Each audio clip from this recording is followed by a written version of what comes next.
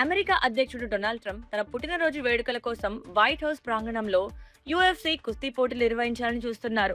అధ్యక్ష భవనంలో ఇలాంటి పోటీలు ఏంటని అక్కడ పెద్ద రాజకీయ వివాదం నడుస్తోంది. అమెరికా సైన్యం హోర్ముజ్ జలసంధి సమీపంలో ఇరాన్ సైనిక స్థావరంపై కొత్తగా దాడులు చేసింది. దీనికి ప్రతీకారంగా కువైట్లోని అమెరికా సైనిక స్థావరంపై ఇరాన్ ఎదురుదాడి చేసింది.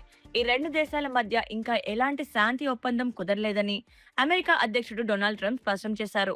ఇజ్రాయెల్ ప్రధాని బెంజమిన్ నెతన్యాహు గాజా స్ట్రిప్ లో 70% ప్రాంతాన్ని తమ ఆధీనంలోకి తీసుకోవాలని సైన్యాన్ని ఆదేశించారు.